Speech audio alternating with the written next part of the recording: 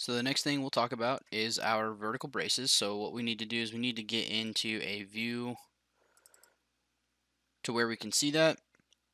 If we look at our sheets, we can refer to sheet S3, and you'll notice some elevation views calling out our vertical braces and where to locate them. So if you can get S3 opened up, what we need to do inside of our model is be looking at our elevation or view number 3. So if we want to go to our open view, or you can hit Control O on your keyboard and you can select number 3 down here and say OK. Or if you want to come down here and just double click on number 3, as long as your selection filter is set to default, once we double click on our grid number 3 there, we can see the section view that is shown on page S3. So the first thing we'll look at here is this lower left bay. And the first thing we need to do when adding in our vertical braces is add some different construction lines in here so we have some good points to pick from. So when we're adding in vertical braces, the points that we're going to pick from is our half nominal depth of our beam and the center line of our column. So the first construction line that we need to get in our model is the half nominal depth of this beam. So this beam is a UB 457. So the full depth is 457 millimeters. If we divide that by 2, we get 228.5 millimeters. So we need to add a construction line along that beam. So what I'm going to do is I'm going to come up to my layout page in my layout section, and I'm going to click on construction line add. And then using my base construction line snap, I'm just going to click on the top of this beam and I'm going to add from that. So that's at the very top of that beam. We need to go down 228.5 millimeters. So I'm going to specify that number, 228.5. And since we're going down, we need to hit the add minus, and then that gives us our half nominal depth of that beam. And then what we can do here is we can get our other construction lines in that are going across. So what we can do there is we can go to our add construction line again. And what I'm going to do this time is I'm going to use my intersection of construction line. And since we have one up here, the other point that we need to be able to pick is the center line of this column. So our grid line A is at the center line. And now that we have the construction line at our half nominal depth of the beam, I can go ahead and pick this point here. And then our vertical brace is going to be running all the way from that point, and our second point is going to be at the center line of this column on grid line B. So I'm going to pick this point here for my second point. So now we have a infinite construction line going across that point, and then I'm going to do the same running the other way. So I'm going to come up here to my grid line B and the half nominal depth of the beam, pick that for my first point, and then I'm going to go to the center line of the column on A and then pick the bottom of that base plate or the bottom of that column to get my other construction line in there. And now we're set up to be able to pick some good points for our vertical braces within that bay. Now the other thing I'm going to do, since we're already adding in construction lines, is I'm going to go ahead and focus on the bay from B to C. And what we have there is two vertical braces where they kind of meet in the middle up here under this beam. So we will be going to the half nominal depth point of that beam and the center line of the columns as well. Really the only construction line we need here is the halfway point between B and C. So if we refer to our sheets, we can see that the distance between B and C is 7,620 millimeters. If we divide that in half, we get 3,810 millimeters. So we can specify a construction line there now. So I'm going to go to my construction line add tool again, and I'm going to use my base construction line for my snap, and I will base this off of grid line B, and we decided that we're going 3,810 millimeters, and that'll be in the positive direction, so I can come here and I can just hit add, and now we have a construction line that is directly in the center between B and C. So when we draw those vertical braces in for member lines, they're going to go from the center line of this column to the half nominal depth of this beam directly in the center. So now we're set up to be able to input our braces in. We can go ahead and start doing that now. So I'm still in my add construction line command. I'm going to right click out of that. And the next thing we can do is we can go to our members page under the steel section, and we can drop this tool drawer down again, and in here we have an add vertical brace. Once we get in the add vertical brace, we see the familiar member add options bar that we're used to seeing. We've seen it for columns and our beams. So if we look at that sheet S3, we can see that in our first bay here, from between A and B, our section size is called out as an ISA 100 by 100 by 8. So this will be an angle. And what I can do here is I can just specify my different section size. So I need to find the 100 by 100 by 8. That's this one right here. I'm going to go ahead and say OK. And because it's an angle, we have a few different options here that we can specify. So this first one is going to let us specify which side of the gusset we're on, if that's on the far side or the near side. So if I drop that down, I can choose between the two options there. And then also this next one over is if we wanted to have a double or single material. In this case, we just have a single material, but if I click this, it'll change to a double material. So that's what that icon looks like. And then also, if you noticed, we have some different options if it's set to double material. So we have some different configurations that we can set it to. If I drop this down, we have a back-to-back configuration, we have a star configuration, and then far side and near side is what you can specify there. I'm going to go ahead and click this again so we know that we're on single material. And then this is if you want the angle leg turned up or down. These are still the same as what you saw for beams and columns. This is your left end connection type and your right end connection type. So if you wanted to specify something different here, and then you can specify you have the ability to lock in your different elevations here, as well as your continuous add mode and your launch member edit buttons. What I'm going to do for right now is I'm just going to leave everything set to what it is. I'm going to make sure that this is set to the far side. And then what I'm going to do is I'm going to just locate my points. So the snap that we'll want to be using is our intersection of construction line, since we have our construction line set up. And then, like I said before, we want to do, for our first point, we want to pick the half nominal depth of the beam and the center line of the column. So this is the point that we have set up. So I'm going to go ahead and left click there for my first point.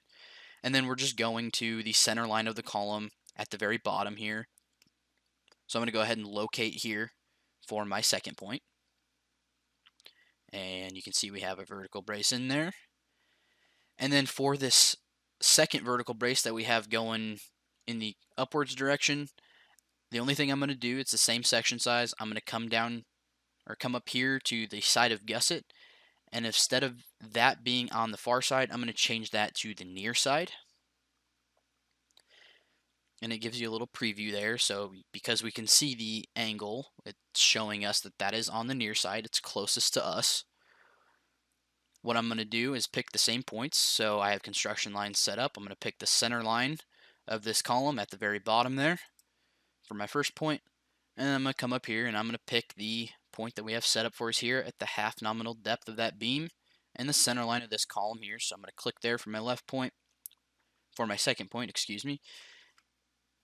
And now we can see we have both of our vertical braces input in to our first bay here. So before we move on to the second bay, I'm just going to right click out of that vertical brace command.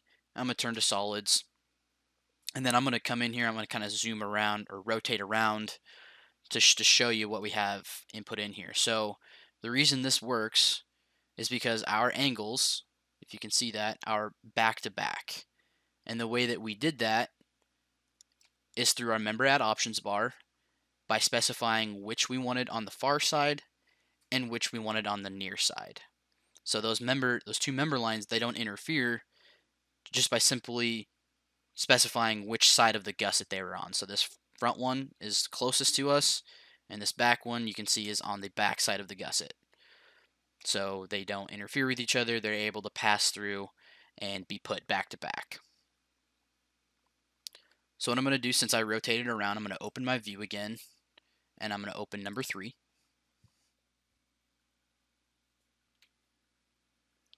And now that I'm back in this view, we can go ahead and move on to our middle bay here.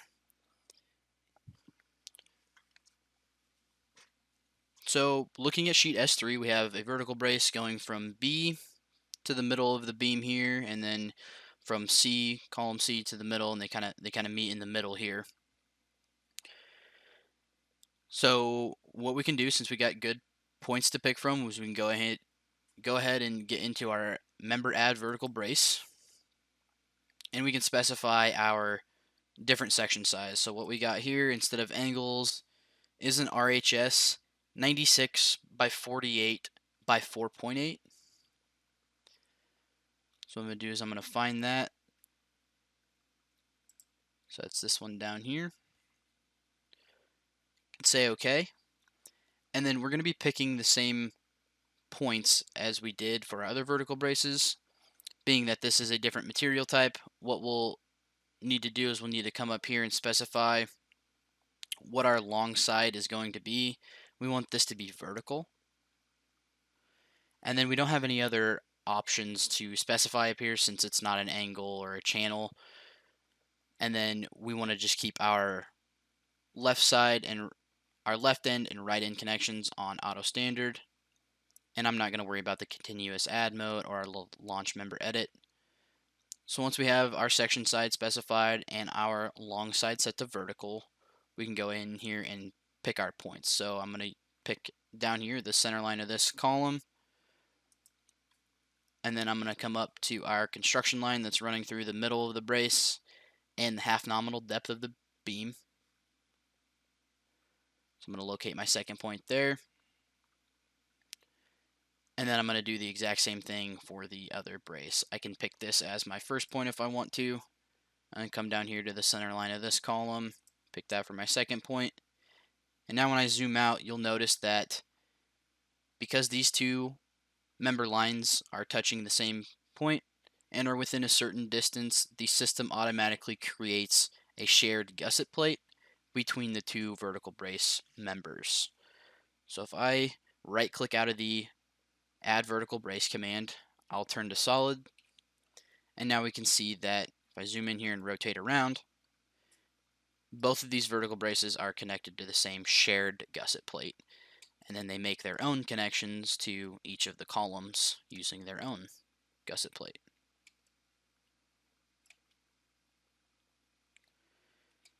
So now we have these two bays done for our vertical braces. We have a couple more that we need to add, and this will be on grid line D. So however you want to get there, if you want to go back to your layout page and go to your open view button, or we can just come over here and double click on D. And now we're in this view. The next thing we can do is set up our construction lines. Now that we're finished with inputting in our vertical braces on our grid line 3, we can transition to our grid line D, and we got a couple more that we need to get into our model. So from here, what I'm going to do is I'm going to get into a view that we need to be able to see for grid line D. For this, what I'm going to do is I'm going to come to my open view button, and I'm going to actually go to a plan view. So I'm going to open up my second floor framing plan. And then what I want to do is I want to draw a section view. Now we do have one made. If we look at D, so I'm going to double click on D quick. This is a view that we want to be able to see, but I want to actually be able to rotate this view 180 degrees. So if we wanted to do that, we could come up here to our rotate view, and we need to pick a couple points, and then we could come to our z-axis and type in 180, and this is the view that we'd want to be seeing. If we look at our details on S3 for our brace line D, this is the view that we're looking at. You could either do it that way, or the way that I was going to do it is come up here.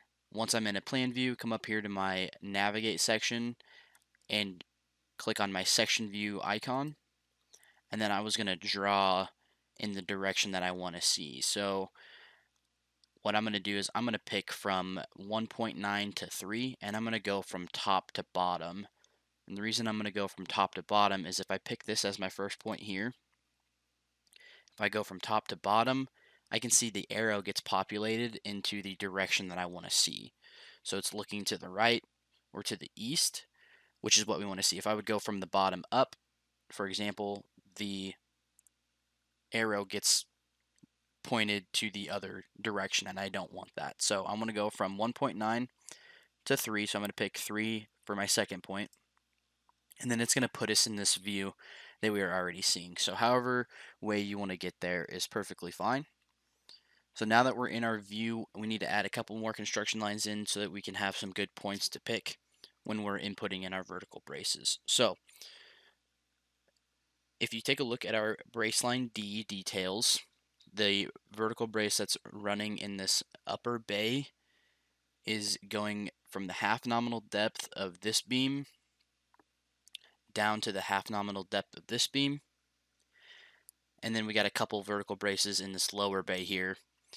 We're going to start with getting in some construction lines for our half nominal depths of both of these beams. So I know that this beam right here is a UB 457 by 152 by 52. So we're going to take our 457 full depth and divide that by 2, and that would be 228.5. So what I can do here, since this roof framing plan grid line is at the very top of this beam that's going in and out of the screen, so the one that my mouse is on right now, we could use this line right here to base off of. So what I'm going to do is I'm going to come to my layout page in my layout section, and I'm going to hit my construction line add, and then using my base construction line snap, I'm going to pick my roof framing plan, and then now I'm able to come down the distance I need to. So that was 228.5, and I'm going to add minus since we're coming down. So now we got a good point, or a construction line that's running through the half nominal depth of this beam. So I'm going to exit out of that one, and we can do the same for this beam down here, but we need to be careful because this is a different section size. So this is a UB 406 by 178 by 67. So we need to take half of 406, which is 203. So I'm going to pick the second floor framing plan to base off of, and I'm going to go down 203 millimeters, and that is in the negative direction, so I'm going to add negative. So we got our 2 horizontal construction lines. Now we need a couple vertical construction lines. So if we notice, the 2 vertical braces in this lower bay are connecting at the center point between 2.1 and 3. So we'll need a construction line that divides this bay up directly in half. So we know the distance from 2.1 to 3 is 6,096. So if we divide that by 2, we'll have to have a construction line that is at 3,048 millimeters off of one of those construction lines. So I'm going to actually just pick from 2.1. So I'm going to pick from 2.1, and then I'm going to type in my dimension from 2.1. That'll be 3,048. And then that is going to be in the positive direction. So I could either hit add positive, or I can just hit the add button since it's a positive number. And that'll be directly in the middle of 2.1 and 3. And then if you notice, the vertical brace that is in this upper bay right here isn't actually going to the same point of where these bottom two are going to, it's a little bit more offset. So we could either add another construction line from this one that we just added, or we could base it off of 3. We do have a dimension there showing us where that exact point is, so if I hit exit here, I could pick my grid line 3. And for the sake of this construction line, I'm just going to type in 2665, since that's the distance we need to go over. And then I'm going to change colors just so I know that that's going to be the construction line I want to go to. I just don't want to get these two mixed up. And then that's going to be in the negative direction. So I'm going to add minus. So this red construction line is where this top vertical brace is going to connect to. So from this point to that point right there. So now we got all of our construction lines in. We can go ahead and start adding in our vertical braces. So I'm going to right click out of the add construction line command. And now we can go ahead and start adding in our vertical braces. So I'm going to go to my members page. Under my steel section, I'm going to drop this drawer down and click on add vertical brace. And we get our member add options bar like we're used to seeing. So if we look at our detail, I'm going to start with the upper one. Our section size is called out as a CHS 114.3 by 4.5. I'm just going to search that, and on my find, type in CHS, and then the 114.3 by 4.5 is up here. Say OK. And we don't have any options that we can specify here because of the material type. I'm going to leave my left and right ends to just the standard that it's set to. And then I'm going to pick my 2 points. So we're going to the half nominal depth of this beam, so I can locate this as my first point. And then we're going to go up here to the half nominal depth of this beam. So I'm going to pick this point using my intersection of construction line snap for both points. And now we can see that this vertical brace up top here is input in.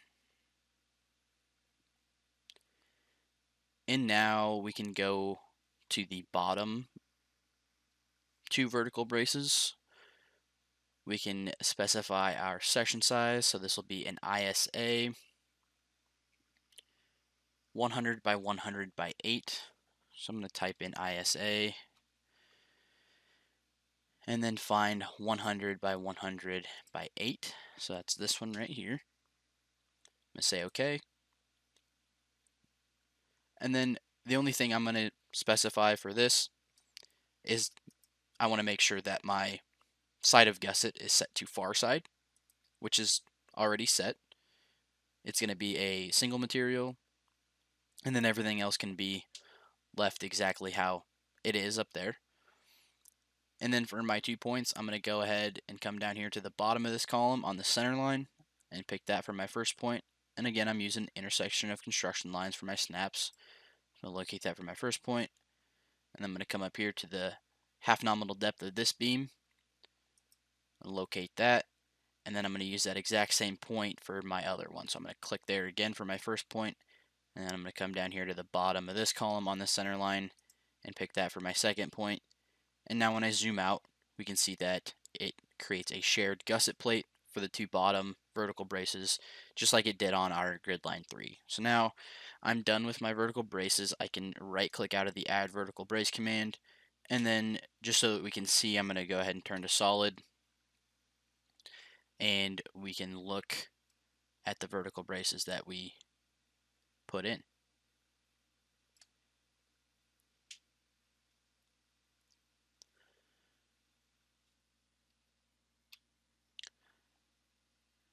The next and final thing that we'll need to input into our model is our mezzanine and our stair that's off the back of our model. So what I'm going to do is I'm going to go back to my open view, and I'm going to just open up my second floor framing plan to get into a view, and that's what we'll start taking a look at next. The last thing that we'll need to focus on is our mezzanine that comes off the back of our building and our stair. So if you haven't done so already, you'll need to download and open up sheet S4, and that will show all of our mezzanine and stair details. So once you get that open, we can see that our mezzanine plan is going to be at a different elevation. So right now I'm at my second floor framing plan elevation of 4,624. So we'll need to change elevations, and to do that we can come up here to our layout page within our navigate section, and we can click on our plan view button, or that's V on your keyboard, and then we can type in our reference elevation that we need to be at. So that'll be 2,541 millimeters. We can say OK, and it's going to automatically bring us down to this elevation. Now if you wanted to, you could go ahead and use your save view as, and you could create a mezzanine plan view that would take you to this elevation. What I'm going to do is I'm going to input my members first, and then I'm going to create my view, and I'm going to use my save area just to show you how that works. So before we start inputting in our members, we'll have to set up a couple different construction lines, and the area we're going to be looking at is between grid lines D and E, and then from 1.9 to 2.1, so this little area right here. So if we take a look at the mezzanine plan, to get our beams, our horizontal running beams in, there's an offset off the backside of E there of 160 millimeters. So that's going to be the first line I input in. So if you're on your layout page, you can go to your construction line add, and I'm going to use my base construction line, and I'm going to base it off of E.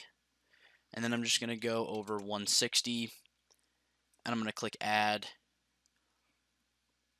and then I'm going to hit exit. And then if we wanted to, we could add in our construction line for the center line of our stair, where our stair is going to be, and our offset for our other beam. So I'm going to choose grid line E again, and I'm going to type in 915, and I'm going to go add minus. I'm going to change colors for this as well, so I'm going to go red, and I'm going to add minus. And then I'm not going to worry about the offset for the other beam that you see in the middle there. I'm going to show that using our XYZ offsets. So I'm going to go ahead and just hit exit here, and then I'm going to right click out of the add construction line command. And now at this point, what we can do is start adding in our beams. So I'm going to start with my horizontal running beams going from D to E on grid lines 1.9 and 2.1. So what I'm going to do is I'm going to go to my members and enter my add beam command there, or I have it on my quick access toolbar, so I'm going to go to member add beam. And then I'm going to go ahead and change my section size. So we need to have a UB 356 by 171 by 45.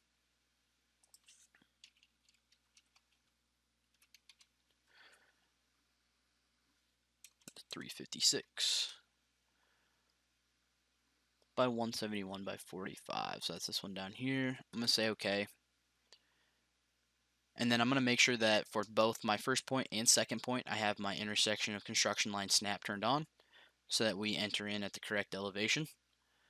And then I'm just going to go from grid lines D to grid lines E. So my first point is going to be at D in 1.9. And again, double check, make sure you have your intersection construction line on.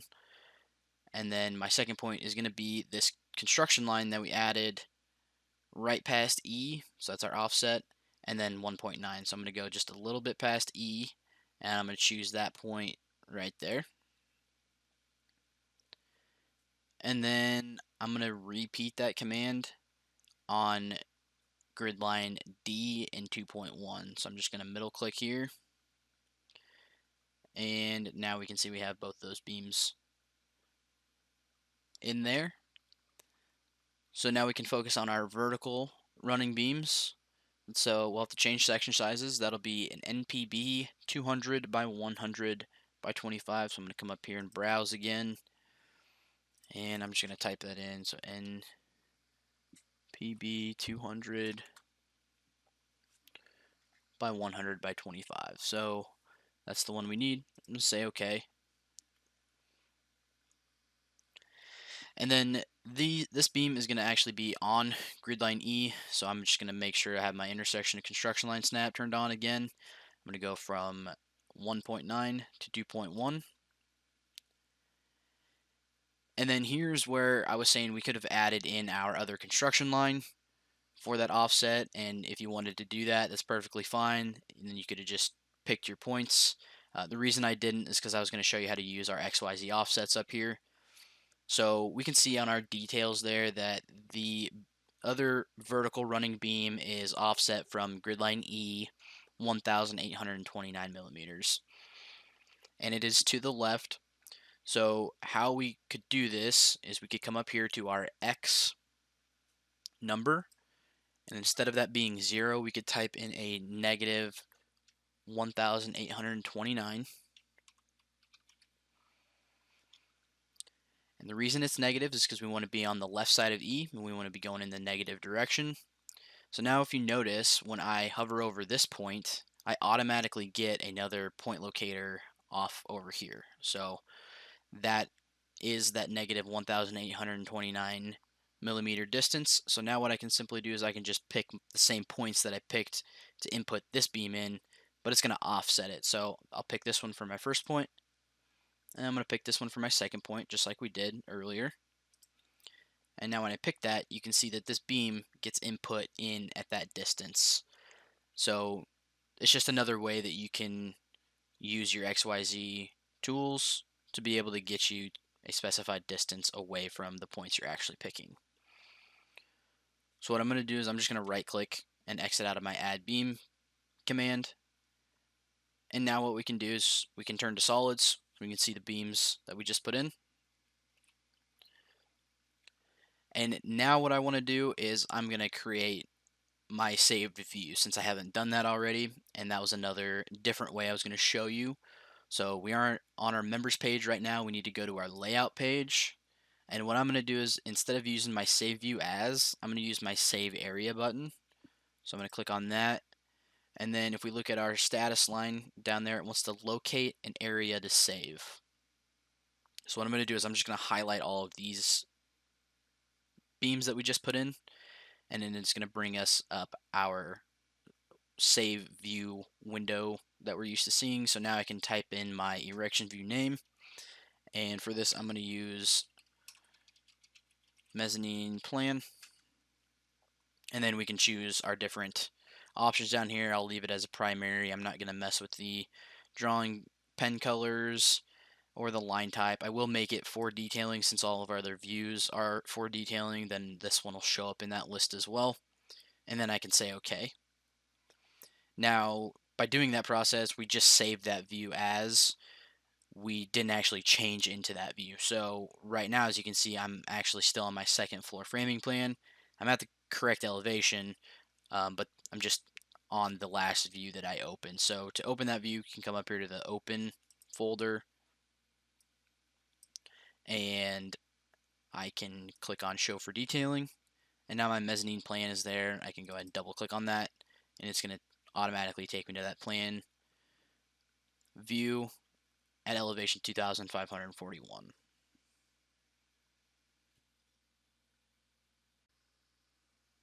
So the last thing that we'll need to do is we'll need to enter in our stairs going from our 0 millimeter elevation up to our mezzanine level. So looking at sheet S4, we do have a couple more dimensions on there that show where our stairs are laid out. So before we already added this red construction line here, that's going to be the center line of where our stair member is going to go. So that one's fine. We will need to add in a couple more showing us our length of the stairs. So the first one we see there is that 400 millimeter offset one. So I'm going to go ahead and go up to my construction line add. I'm going to base that off of grid line 2.1. And I'm going to go down 400. So I'm going to add minus.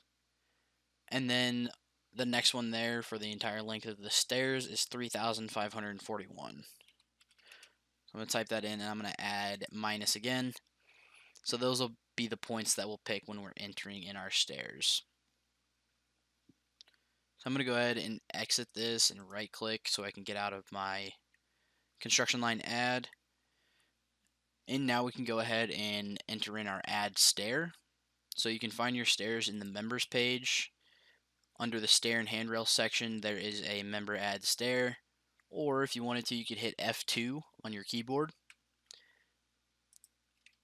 And this is going to bring up a member type selection. And you'll have a bunch of different member types in here that you can choose from. Right now we want to pick on stairs, so I'm going to pick stairs, say OK. And now we enter into the add stair command.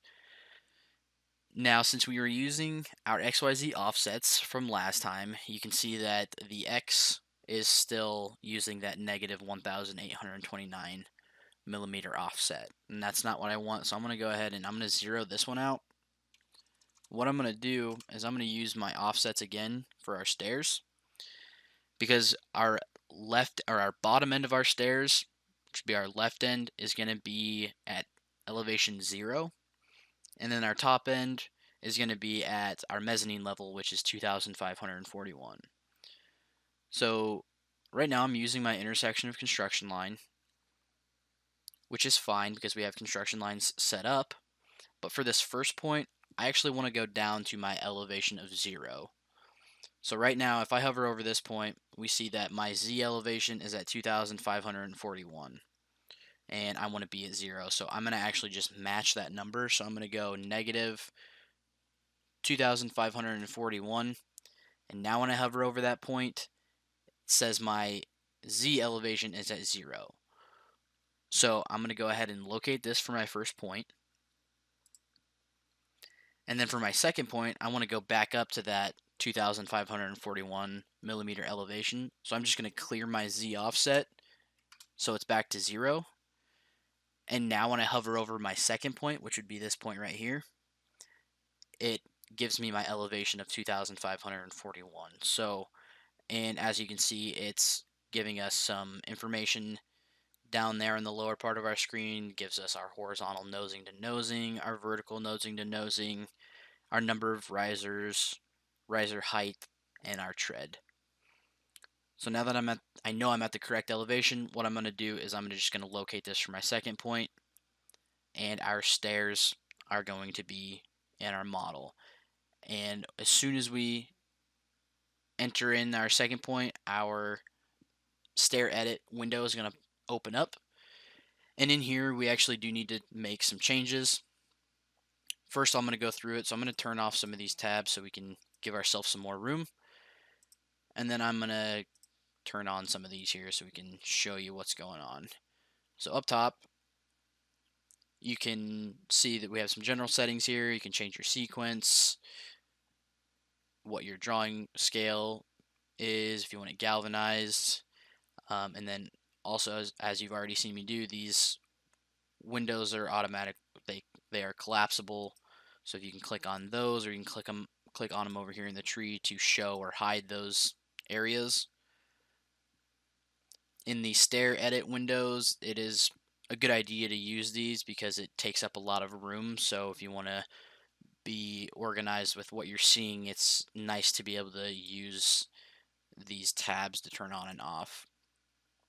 Below that, we have some general stringer settings. You want to choose your near side and far side material.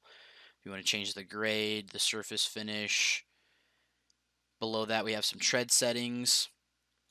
Here is where you can specify which schedule that you want to use. This can be set up in your fabricator settings under stair treads. And then you can also choose here, if you browse, you can have some different options on what you want your pans to look like, what shapes they're using, some different depths, return lengths, setback lengths that you can set here. We're not going to change any of this for this stair, so I'm just going to cancel out of this. You could change your width of tread, your surface finish. The number of risers, we've seen this number already, is set to auto because the system has already given us the auto number of risers that we have. Stair geometry information just gives you your horizontal, vertical distance, your riser dimension, and your tread dimension. And then your tread support settings, some different setbacks that you can set within here. And then below that we have our left end settings and our right end settings. And then within the left and right end settings you have your near side stringer and your far side stringer. So this is actually where we're going to be making some changes. The left end is at our elevation of 0. So that's going to be the bottom of our stairs. And at the bottom of our stairs, we're going to want our end condition to be from no return to bolt to floor, because we want to bolt the bottom of our stairs to our floor. Our support to work point, I'm going to change to 75. And then for our near side stringer, on the right end, which is our top end, we can see that that's at the elevation 2,541. We actually want to have a return. So right now it doesn't. It just stops at the point where we picked. So I'm going to actually click on return. And then our support to work point is going to be the length of our return. And that is going to be 400. So that was that first 400 offset we used, or we set up when we were putting in our construction lines in. And then our setback from work point is going to be 10. And for our right end settings, we will be setting up some cope lengths, but I'm just going to leave these at 0 right now so I can kind of show you what we'll be changing there. So we have our changes made to our near side stringer on both our left and right end settings. We're going to need to actually repeat this on our far side stringer. So we're just going to repeat the same settings. So for the far side stringer on the left end, we're going to bolt the floor, and our support to work point is going to be 75. And then for our far side stringer on our right end settings is going to be return. And then we're going to have a 400 millimeter return, and then our setback is going to be 10. And now that we've been through this much of the window, I'm just going to go ahead and say okay, so we can show you what we got here. So you can see that those turned to solid for us. I'm still in my add stair command. I'm going to right click so I'm out of that. And now I'm going to rotate around to show you what we got here. So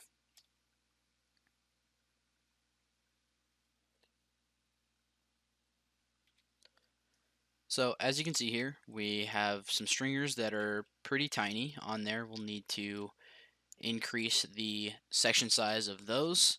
And then what I wanted to show you is this horizontal, or this flat part on top here, is what we specified for our return. So that was that 400 length that we typed in on our right end settings for our return, and then for our near side and far side stringer.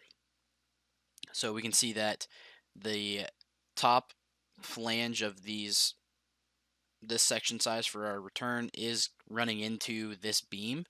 So we will need to set a couple cope lengths so that we can bring that top end back. So what we want to do is we're going to want to just double click on the stair again to bring up that member edit screen. And in here we can make some changes. So for our stringers, we're going to want to change our section size. So what I can do here is I can come in here to browse here, and what I'm going to want to look for is ISMC 300 by 90 by 36.3. So it's this one up here, and I'm going to say OK. And then for our right end settings, we are going to want to set a couple different cope lengths. So what I'm going to do is for our cope depth for top, I'm going to set that to 30. And then our cope length top, I'm going to have set to 80. And then I'm going to do that for the near side stringer on our right end and the far side stringer on our right end. So I'm going to repeat those. So our cope depth on top is going to be 30, and then our cope length on the top is going to be 80. And now that we have those changes made, I'm just going to go ahead and say OK. And now we can see our stringers look a little bit better. They cover the full depth of our pans there. And then if we zoom into the top here, I'm going to kind of rotate around so we can see this top flange of this material is now coped back so it's not hitting our beam, the top flange of our beam. So now we are almost done. The only other thing is we need to specify that we want to make a connection from these stringers to this beam. So once again, we can go ahead and edit our stairs. We'll go back into that stair edit window. And the only other thing that we haven't mentioned yet is we were in here looking at our left and right end settings is our left end and right end near side and far side connections. So I just turned them off. What we're gonna need to do is have our right end near side and far side settings turned on so that we can see them. Right now they are set to plain end, so that's why we're not getting any connection from our stringers to our beam. So I can drop this down and we can choose between clip angle, shear, a floor clip, or a plain end. For our top end or our right end settings, I'm just going to choose clip angle.